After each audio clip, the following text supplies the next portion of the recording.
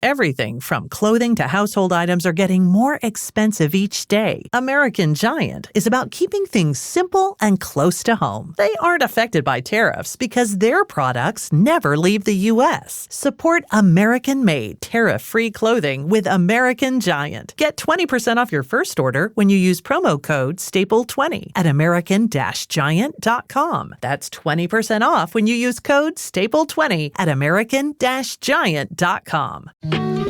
Dreaming of blissful summer days and creamy popsicles?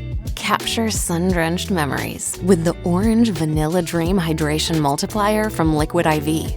Just one stick and 16 ounces of water can help hydrate you better than water alone. Live your summer dream with Liquid IV. Tear, pour, live more.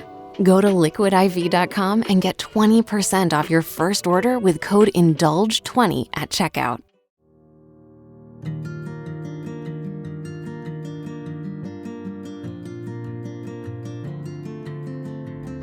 Hello, everyone, and welcome back to the Energy to Heal podcast. My name is Laura. I'm the host here, and we are in full swing in summer while we're recording this. So I was just explaining to Tiffany all the adventures of recording a podcast in the summertime with 5 kids home from school and summer schedules. But man, every time I sit down to hit record, I'm excited. I'm thrilled. As you guys know, this is my favorite subject to geek out about, to dig into.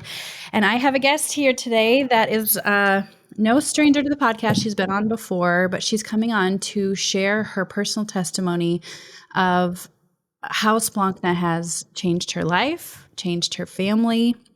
And I think my favorite part, and from what I've heard from you guys, your favorite part is just hearing the stories of how does Splankna help people? What is it and how does it work? And I remember sitting in so many trainings, hearing testimonies and stories from the trainers and just being like, I had no idea it could help with somebody's gut issue. Or then I'd wrap my head around that. And then I would hear somebody tell this story of like a mental health issue that was improved, reduced, or significantly impacted by Splankna, and my registered nurse mental health brain couldn't hardly wrap my head around that, because I was like, wait, in the regular world, in the medical world, this kind of thing is not healable. It's not something that ever goes away. And then I'm hearing these testimonies, and it was like my heart just exploded with gratefulness for this tool that God has allowed us to use.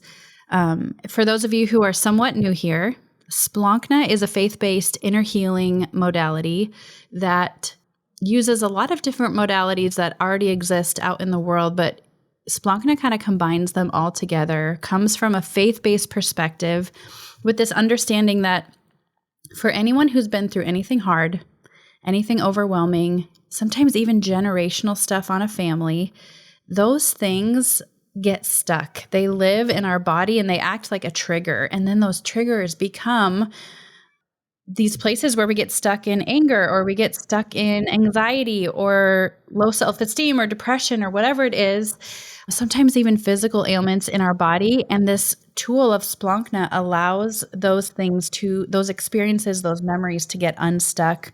And the almost just miraculous breakthroughs that people have had with this modality, including my own son, whose life was completely changed by Splankna.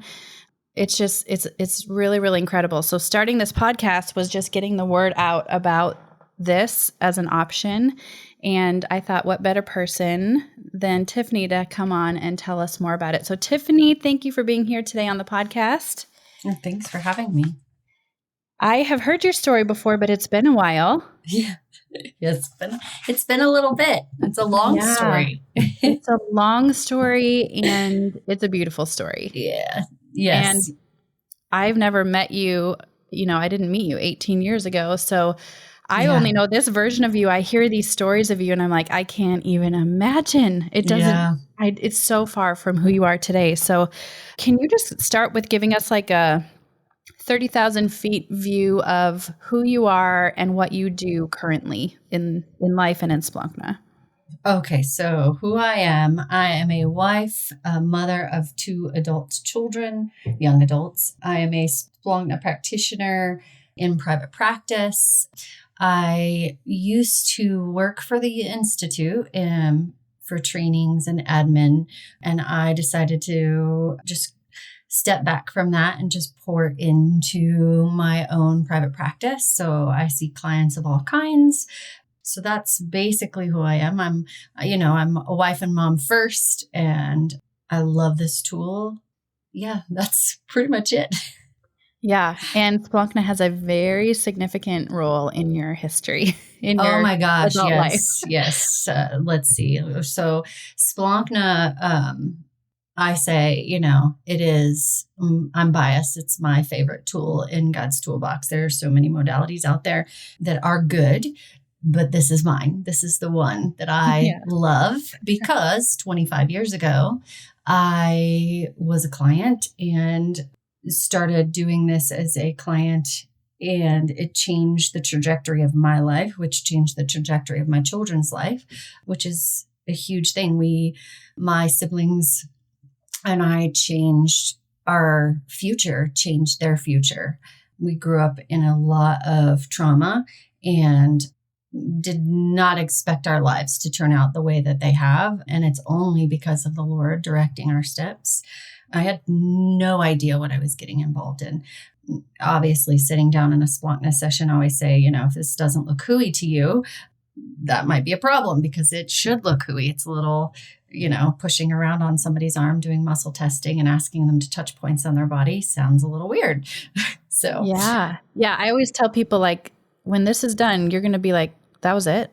That's what's supposed to make this big difference in my life, because it's so like, yep, that's it. Yeah. I also tell clients it's like open heart surgery. You think you can get up and run a mile after, and it's pretty exhausting the day that you have sessions. Oh, wow. So, that's a great way to say that. Yeah. When you have open heart surgery, you can't just go walk and do steps. You gotta work up to and rebuild. So I also like to talk to clients about, it doesn't matter if there are big traumas in your life. Yes, I had big traumas in my life, big T's. That's what I call them, big T's. And those, I had to deal with. If you have a lot of small little T's, that's still going to affect how you respond and react to people. So you don't have to have a big, huge story. It can be small, little, minute stories along the way that are affecting you. They add up and can still get stuck in certain ways in your life. So, yeah. And before you get into your story, I want people to listen to your story with this context of Tiffany is trained to do virtual sessions. So I want this to also be an opportunity for people to just get to know other practitioners. I'm going to have her contact information in the show notes, an email you can reach out to her at, in case you are hearing something in her story that sounds relatable, or reaching out to a practitioner has felt scary to you because you're like, what if it's not a good fit? This is a really cool chance to just hear someone, kind of meet them over the airwaves, and maybe my hope is make that step to reaching out to a practitioner a little bit easier. So yeah, go ahead, Tiffany. I'd love to hear your story with wherever you want to start it. So 25 years ago, my siblings and I were referred to a marriage and family therapist to help with some of our trauma. But what she did was something a little different. And so that is the day that we met Sarah Thiessen, who is the founder of Splankna, and she had a hand in changing our lives, which is pretty cool. So something I read actually just recently about suffering. As suffering becomes increasingly intense and prolonged, we struggle with holding on to the truth that God both loves us and is with us. And I grew up going to church, Sunday school and all the, Bible schools and things like that. But at home, there was intense abuse, very much mental, physical, emotional, sexual abuse going on throughout my childhood. Lots of family secrets that, family secrets aren't a real thing. Children know when there's a family secret, things like that. So things like family secrets are like, dad isn't dad, or, brother is actually cousin, or stuff like that. Yeah. We didn't have anything to keep it under wraps. Exactly. And so, just a lot of trauma, big, huge T's. So I really had a hard time connecting with the Lord. I saw him as a, dictator who didn't really care what you went through, just used you in whatever way he saw fit. And it was a struggle, even though I knew the truth and what was being taught in church. I also battled internally of like, this is a joke, right? And when God started walking through the healing journey with me, or when I started actually walking through the healing journey with him, when we connected, that's when the healing came. That's when I became willing to sit before him and ask for help and acknowledgement, where I was acknowledging some of my own feelings, or that I was struggling with feeling loved or feeling accepted, or all of these different labels that were given to me about being sensitive or dramatic, or all the different things. Healing started when I started to really see him for who he really was and who he really is today.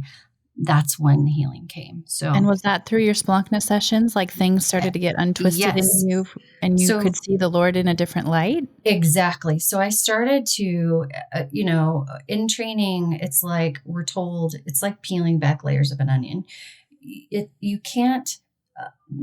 So I always tell clients, it's like looking through all these different layers of like curtain. You have different thicknesses, and you can see a shadow of who the Lord is, but you really can't see him to the fullness of who he is. So when you start peeling back those layers or tearing off those pieces of curtain, you start to see much more clearly of who he is. I can see him for his heart, for me, for the people that I sit with in sessions. I can see him much more clearer than I ever have in my entire life, even though I had all of those foundational steps of going to church, all the knowledge there. It was just like my heart and head were not on the same page. And that's what he was working on. Like, tell me if this is kind of what you're talking about. What that reminds me of is like, I've heard so many clients that have come to a session and they've been in church for 10 years. And they're like, I just don't know if Jesus loves me. I don't feel like he loves me.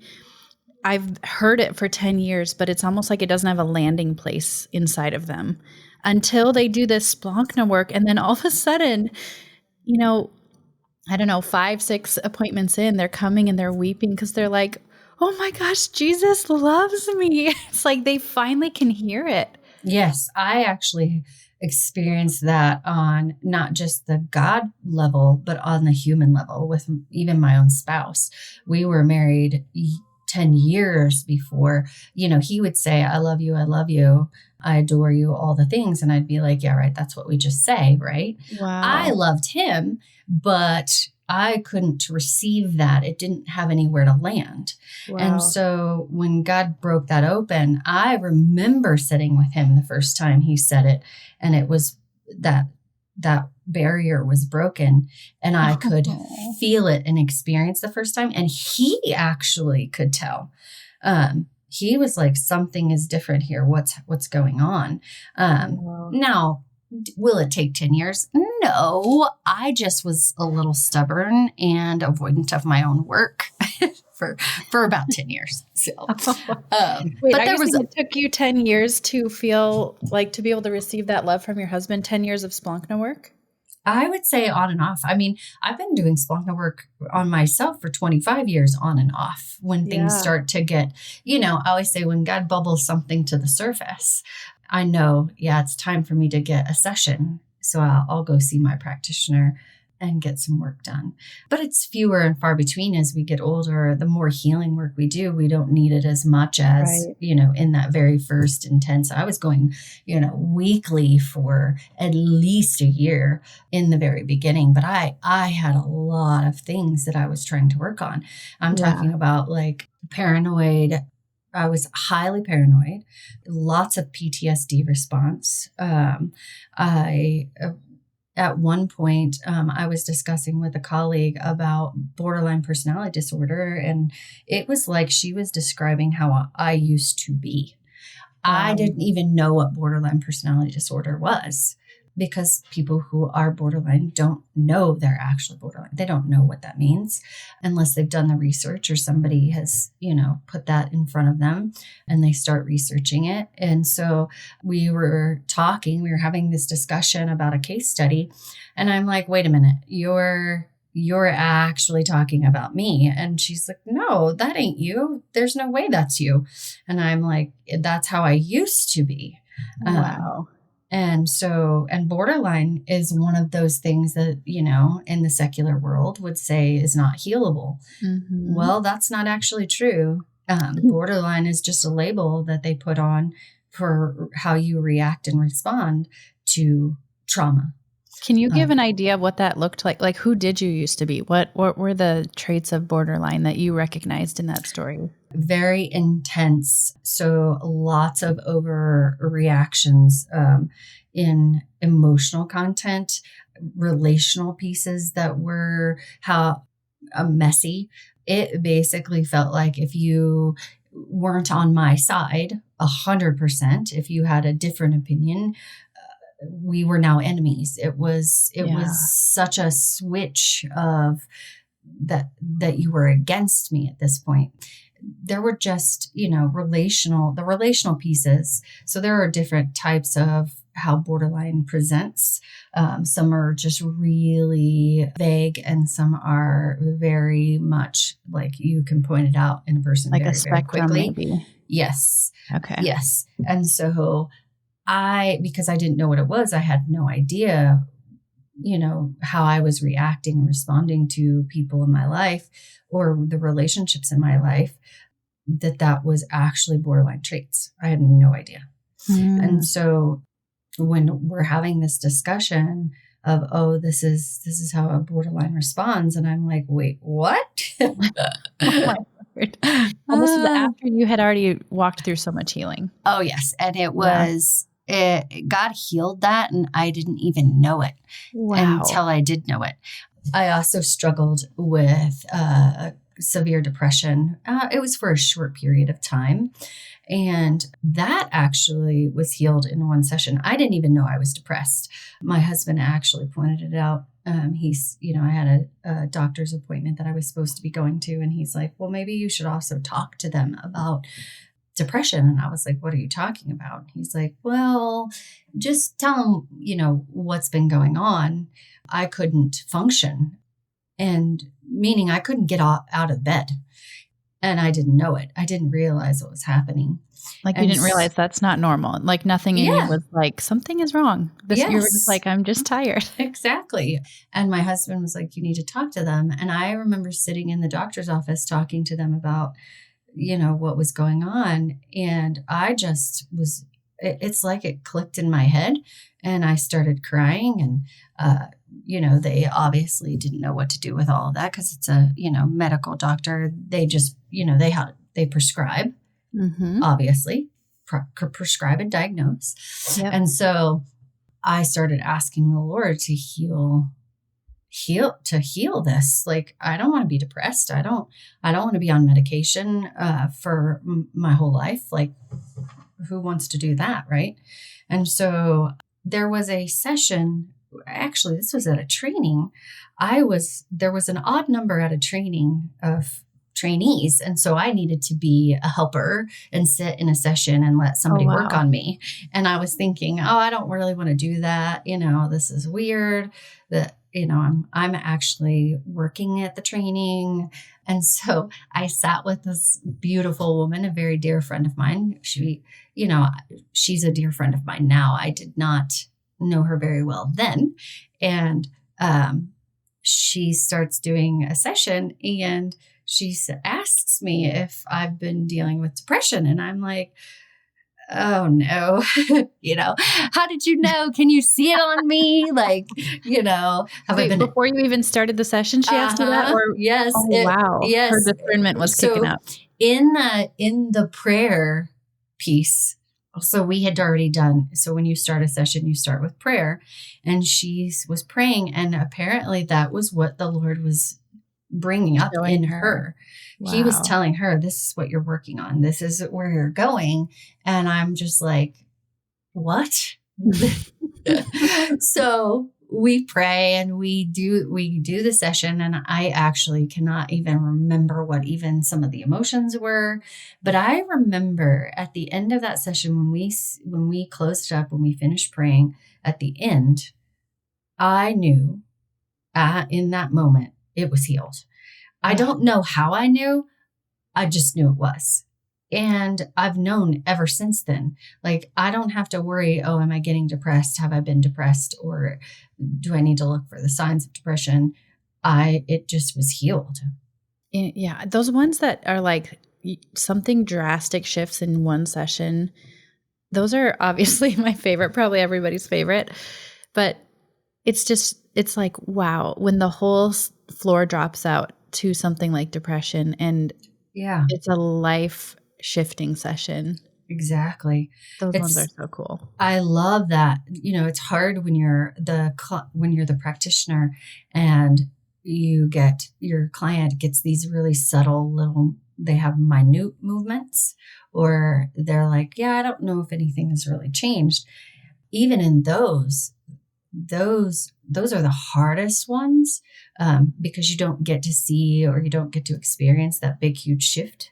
Yeah. But enough of those, I think most of my borderline healing was more of those than it was any big drastic shift. It wasn't one specific session. It was many sessions of different things that were playing into that personality disorder.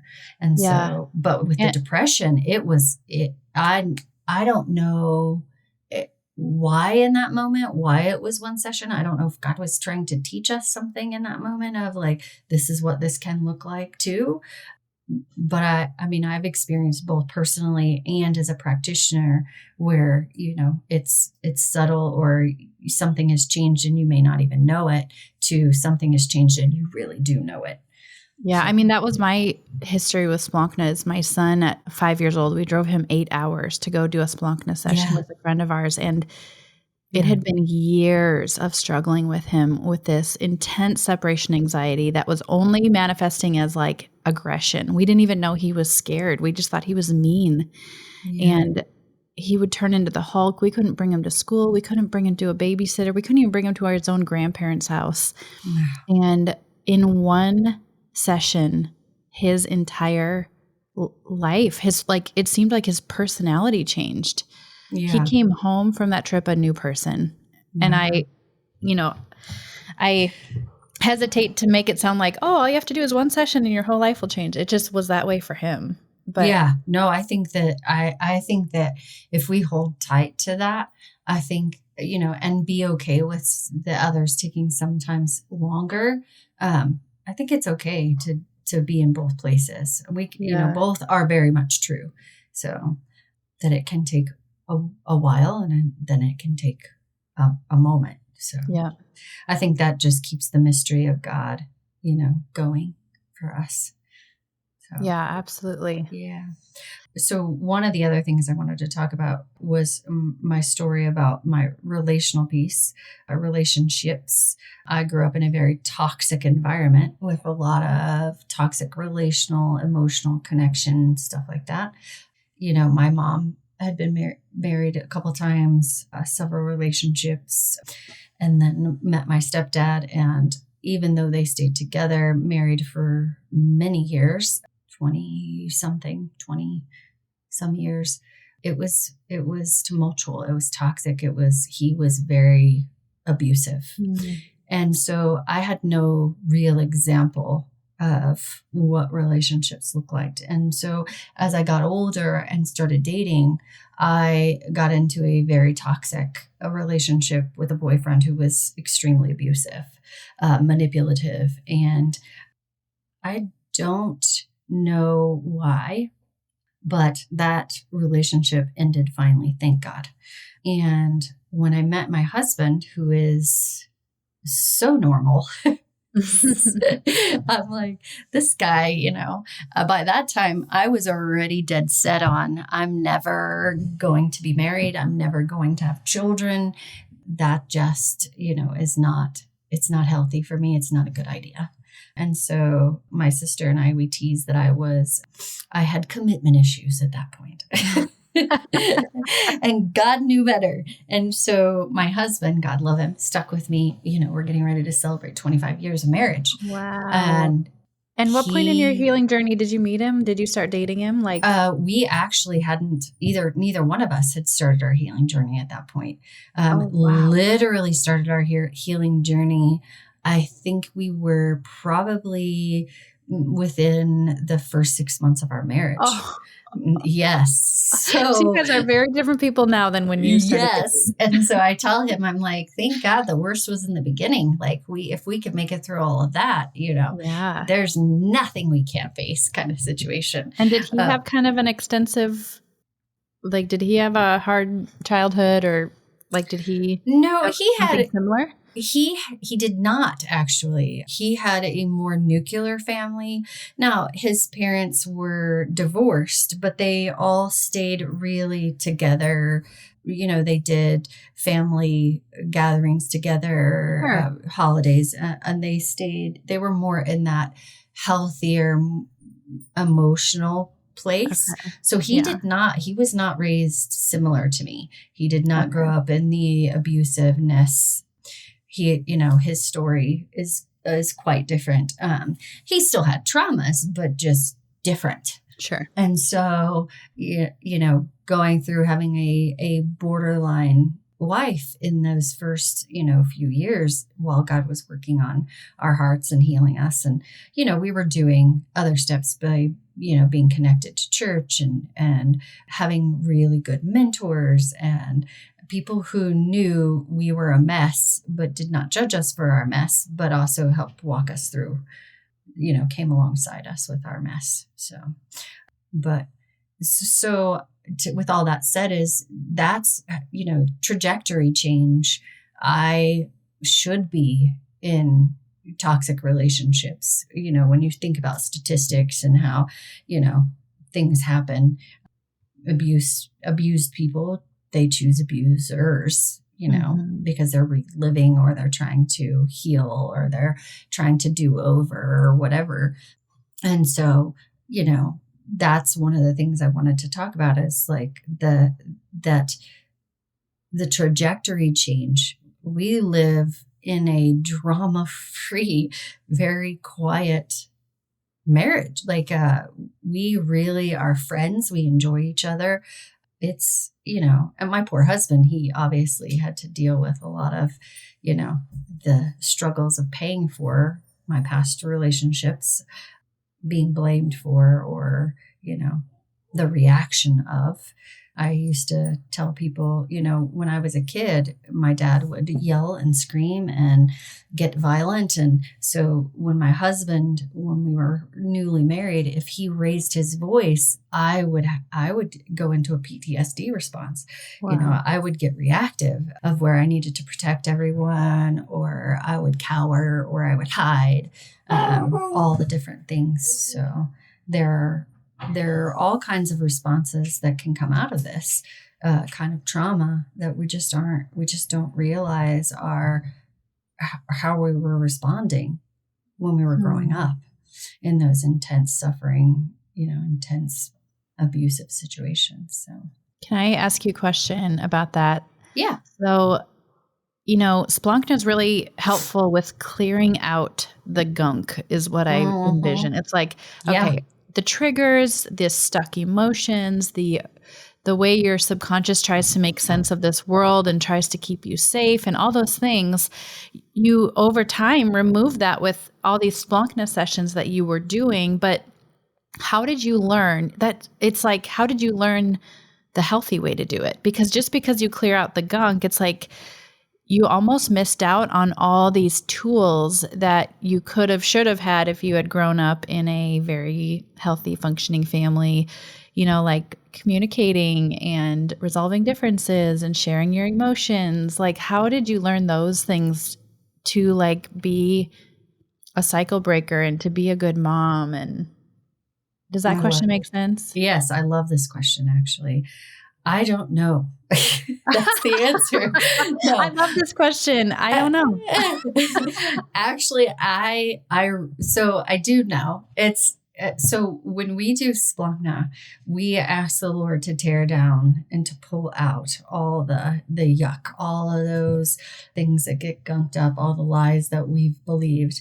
But we also ask him to pour in truth, to build in, to train us in, to impart to us the things, right, that we were missing. And he really does. I can do all the human things, where I go and I read the books and I take the classes and I listen to advice, or I get on podcasts and listen to them. But what really, I think the building in is what actually is the thing. Because Jesus is the one who knows, he is the author, he is the creator. He knew what was needed. He knew what was missing in the pieces of me. And so he poured those in. I truly believe that is the most important piece. So, wow. Yeah. Yeah, that's amazing. Because, we do pray like, okay, Holy Spirit, would you plant something new now where all of this used to live? We've cleared it out. Would you start something new? And I just love your answer of, I don't know.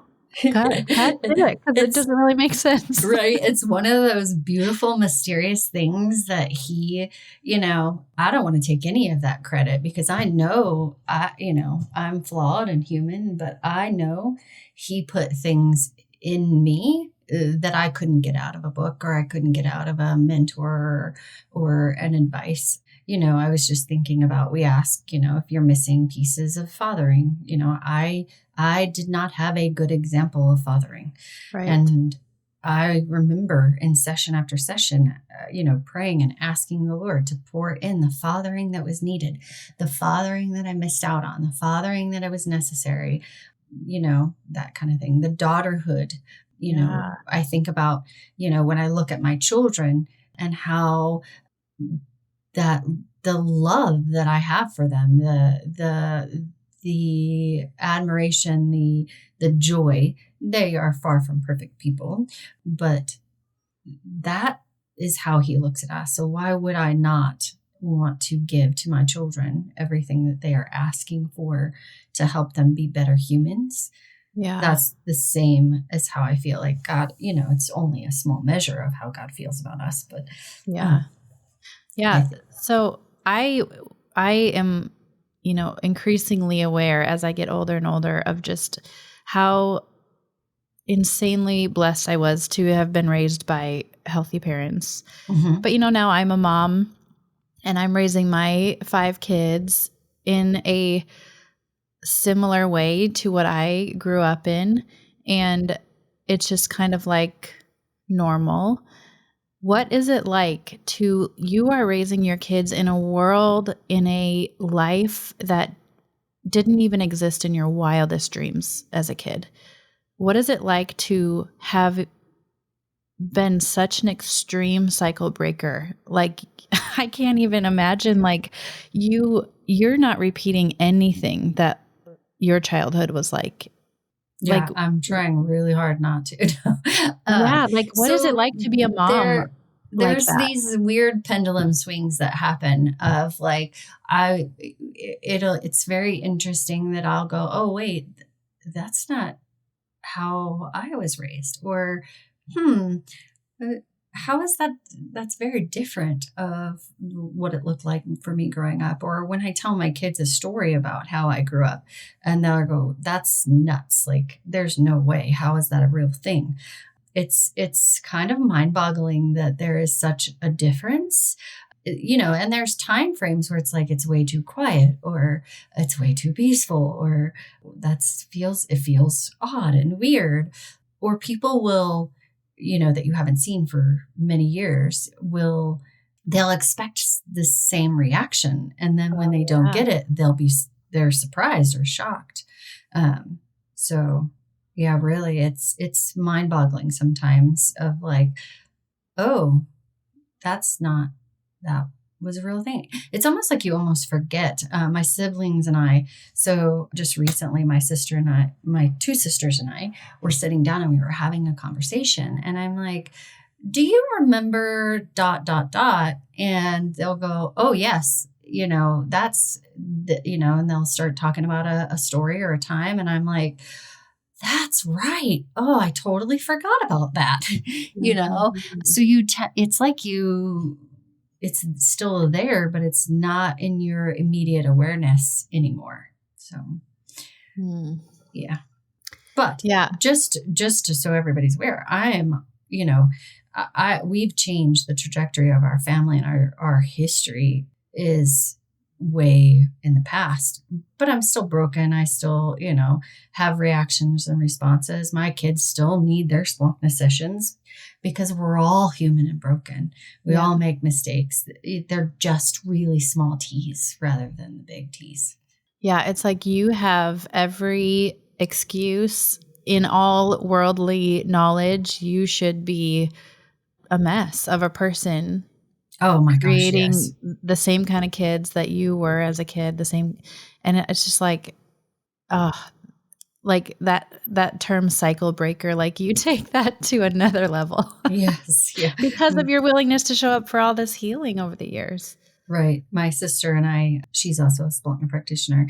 We talk about how our children will never know, will never ever experience, the things that they'll never know what that's like, because we decided in a moment, we decided what we went through and what we experienced and was not normal.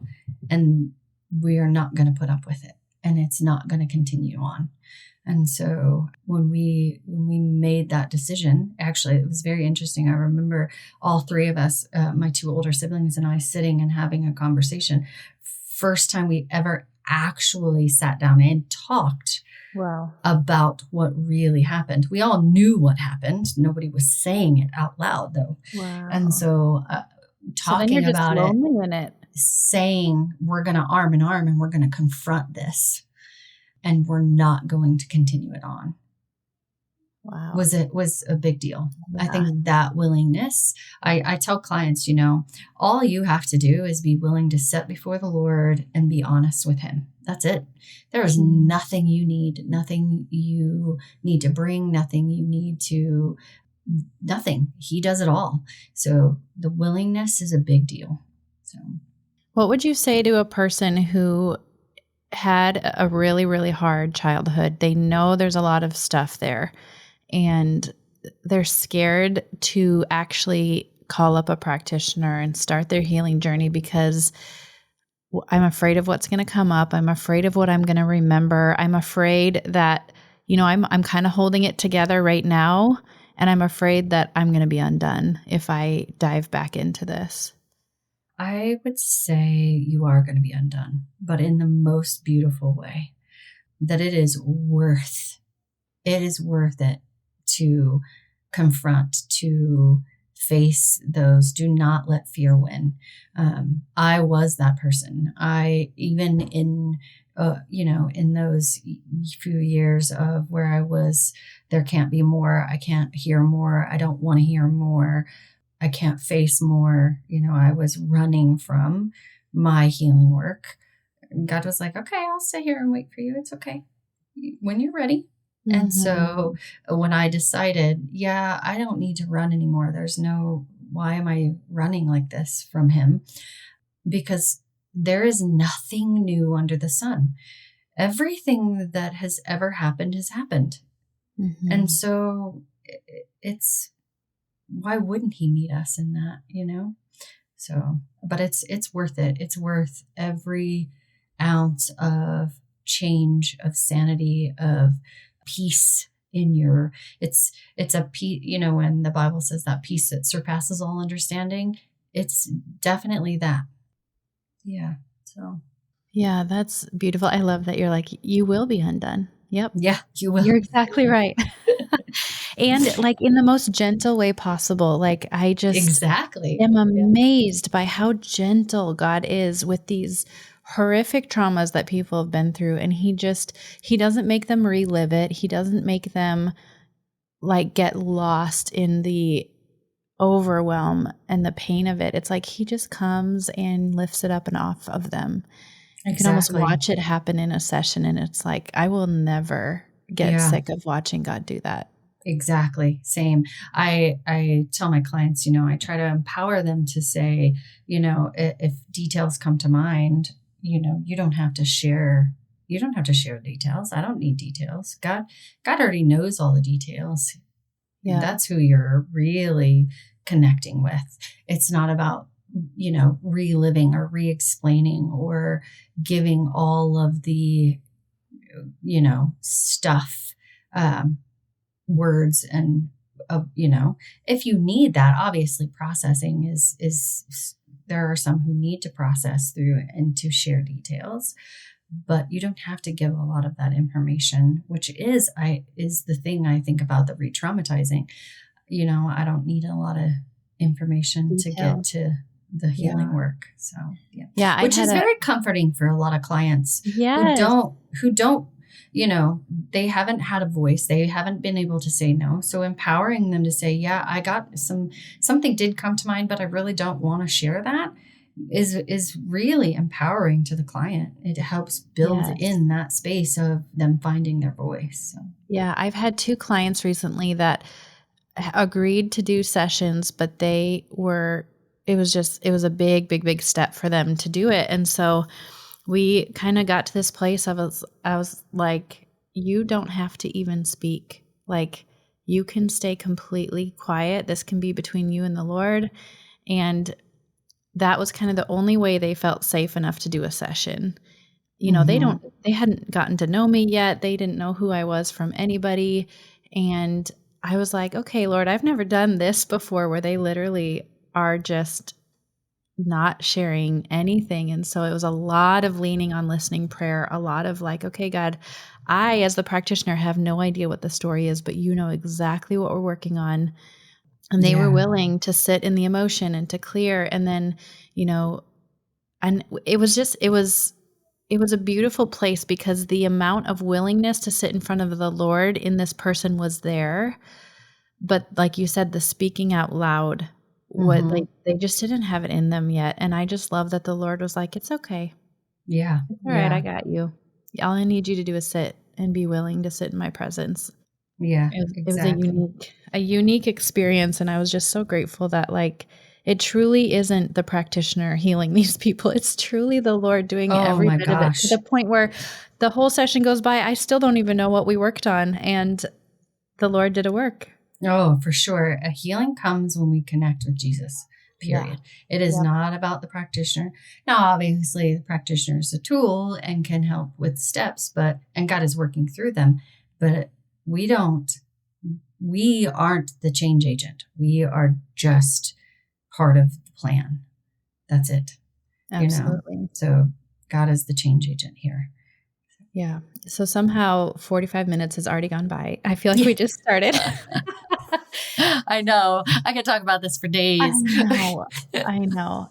I want anyone listening, if you are the person who's like, I want to go on a healing journey, but I am terrified that it's going to swallow me whole. I want you to hear the gentleness in Tiffany's story, how the Lord walked alongside of her and set her free from things that in worldly knowledge you're not supposed to be able to be set free from. Big T traumas like abuse, or little T traumas like just over the course of your life, you just had parents who just never really ever celebrated you, and you started to understand that you're just not special. Like anywhere where you've been, if you're feeling stuck or numb or angry or sad or anxious and you're just locked up in that place, I want you to hear hope in Tiffany's story and encourage you to maybe reach out to her, even if you're feeling scared. And maybe if I don't know, Tiffany, do you do just kind of like get to know you calls if people are just kind of wondering if it's going to be a good fit or something like that? I do, yes. Okay. I do like a little 15-minute like conversation if you want to call Great. and chat about, well, what do you think of this? Is this something that I should work on? Or, people just want to hear from the practitioner before they get in front of them, whether it be in person or on Zoom, just to see if they kind of mesh well. So I definitely, yes, I do those. Okay, great. So I'm going to give that as a resource for you guys in the show notes, her email to get a hold of her. Like I said, she does virtual sessions, so you can live anywhere in the world and do sessions with her thanks to technology. I know. And then I also wanted to just close out with just a little housekeeping announcement. I've gotten some emails and text messages from people saying, hey, I noticed that a lot of the other episodes are missing. So recently I deleted, just for reasons outside of our control, we had to get rid of a bunch of episodes. So, we were up to like 70 something. I think now we're up to 18. And so if you're looking for episodes that you used to hand out to potential clients or episodes you guys have been passing around, they are not there. And yes, I'm aware of it. And we are just rebuilding. We're just going to re-record some of those really, really core episodes of like what to expect in a Splankna session. What's the theology behind Splankna? Some of those testimonies we've shared, we're just going to revisit. And honestly, it's been a couple of years since some of those episodes were recorded anyway. And really good to swing back around and just kind of touch on all of those really core subjects. So just know that they're coming. Keep an eye out for them. That's been the project of the summer, is re-recording those for you guys. So I also wanted to say thank you to Tiffany for being here, sharing her story, and just being available to our listeners as a practitioner they can reach out to. And thank you guys as the listeners for being here. I am so grateful that this subject is hitting home, that people want to hear about it, that I'm getting emails from people just sharing how this podcast is giving them hope and started them on their own healing journey. And it brings so much joy to my heart. So I love you guys. Thanks for being here, and we'll see you next week.